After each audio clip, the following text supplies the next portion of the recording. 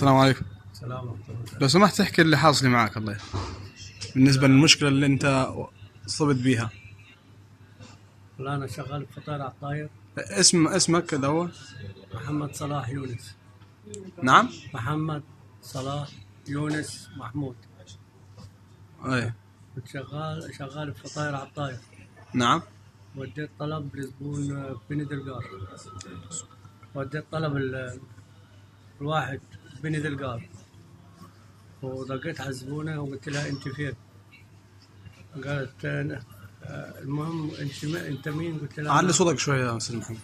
ما تقول أنت مين؟ قلت لها أنا مطعم. قلت المهم قلت لها طب لو سمحت أنت فين عشان أنا أوصل لك؟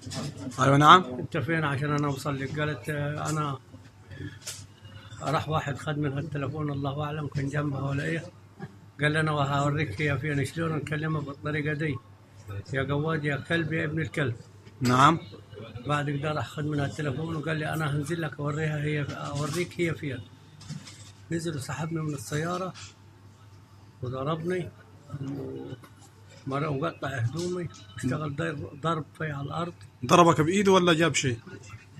عارفش في يده حديدة ولا خشبة ولا في يده إيه بالضبط. نعم. المهم ضربني على دماغي من ورا وضربني في عيني. هذا دماغك فيها غرز؟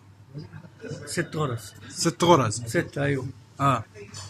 ايوه. وبعد كده هو إيه أغمى علي وساق السيارة، حط الدي على السيارة، سبت السيارة شغالة. نعم. حط الدي في السيارة وراح سابها ماشية على السيارات، دعمت السيارة، سابها ماشية دعمت سيارة قدامي.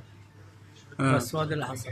بعد كده فقت أنا دقيت على المطعم بتاعي واتصلت عليهم وقلت لهم الحقوني ودقوا لي على الإسعاف عشان أنا خطر أنا بموت غرقان في دمي. اي.